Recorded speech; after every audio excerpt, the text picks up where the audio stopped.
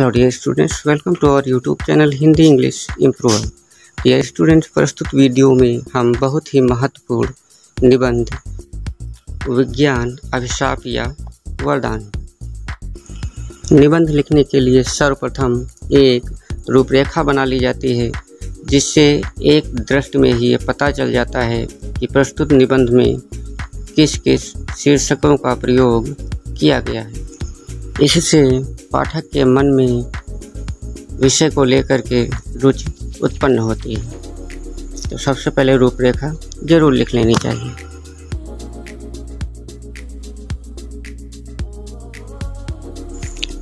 वरदान के रूप में विज्ञान। हम अपने आसपास मानव निर्मित जिन चीज़ों को देखते हैं, उनमें से अधिकांश चीज़ें विज्ञान के बल पर ही आकार पाने में सफल हो पाई हैं। विज्ञान ने मानव जीवन को सुखद व सुगम बना दिया है। पहले लंबी दूरी की यात्रा करना मनुष्य के लिए बहुत कष्टदायी होता था। अब विज्ञान ने मनुष्य की हर प्रकार की यात्रा को सुखमय बना दिया है। अब ऐसी असाध्य बीमारियों का इलाज भी संभव हो गया है, जिन्हें पहले लाइलाज समझा जाता था। अब टीबी सहित कैंसर जैसी खतरनाक बीमारी का प्रारंभिक स्तर पर ही खत्म करना संभव हुआ है। आज हर हाथ में मोबाइल का दिखना भी विज्ञान के वरदान का सर्वश्रेष्ठ उदाहरण है। अगली हेडिंग है विज्ञान के विषय में भ्रांति। कुछ लोग कहते हैं कि विज्ञान में आदमी को मशीन बना दिया है, किंतु यह कहना उचित नहीं है। मशीनों का आविष्कार मनुष्य ने अपनी सुख सुविधा के लिए किया है। जब मशीनें नहीं होती तो मनुष्य इतनी तेज़ी से प्रगति नहीं कर पाता एवं उसका जीवन बहुत तरह के झंझावतों के बीच ही गुम होकर रह जाता। मशीनों से मनुष्य को बहुत से लाभ हुए हैं। यदि आज उसे भौतिक सुख सुविधाएँ प्राप्त हो रही हैं, तो उसमें मशीनों का योगदान प्रमुख है।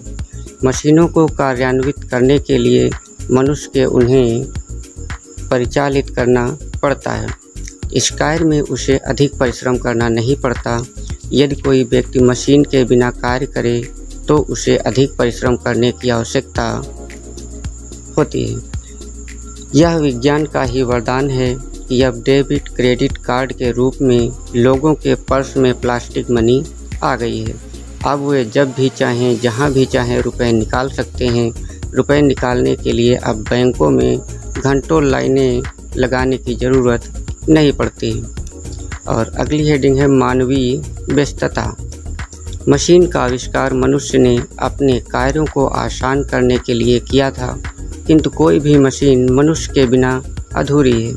जैसे जैसे मनुष्य वैज्ञानिक प्रगति करता जा रहा है, उसकी मशीनों पर निर्भरता भी बढ़ती जा रही है।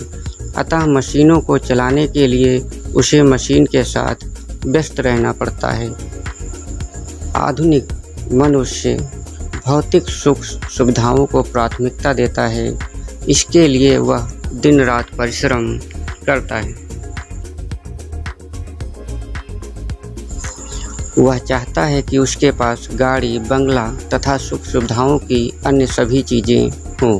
इसके लिए वह अपने सुख चैन को भी त्याग देता है और उसे बस एक ही धुन रहती है, काम काम और सिर्फ काम।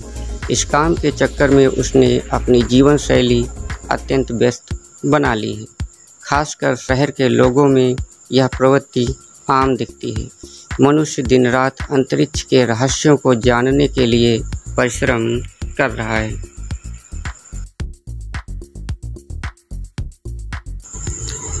और अगली हेडिंग है विज्ञान का दुरुपयोग।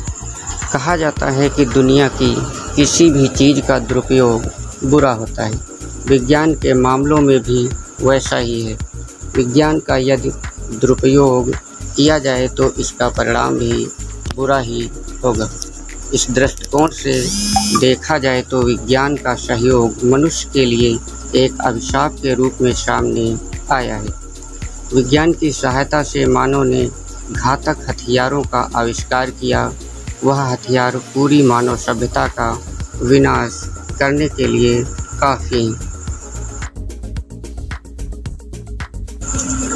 द्वितीय विश्व युद्ध के समय परमाणु बमों के प्रयोग से मानव को जो क्षति हुई उसकी पूर्ति असंभव है। विज्ञान की सहायता से मनुष्य ने मशीनों का आविष्कार अपने सुख चैन के लिए किया, किंतु अफसोस की बात यह है कि मशीनों के साथ साथ वह भी मशीन होता जा रहा है एवं उसकी जीवन शैली भी अत्यंत व्यस्त हो गई है। मशीनों के अत्यधिक प्रयोग के कारण ही आज देश में बेरोजगारी की दर चरम सीमा पर पहुंच गई है, क्योंकि पहले जो काम मनुष्य के द्वारा किया जाता था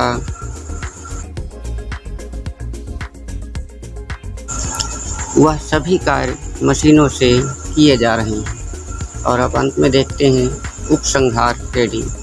मशीनों के अत्यधिक प्रयोग के कारण आज विज्ञान मनुष्य के लिए विध्वंसक लगने लगा है, किंतु इसमें कोई संदेह नहीं है कि इसके कारण ही मनुष्य का जीवन सुखमय हो सका है। और आज हम जो प्रगति एवं विकास की बहार देख रहे हैं वह सब विज्ञान के बल पर ही है।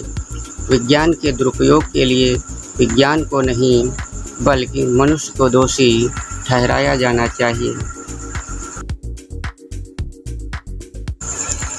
विज्ञान कभी नहीं कहता है कि उसका दुरुपयोग किया जाए।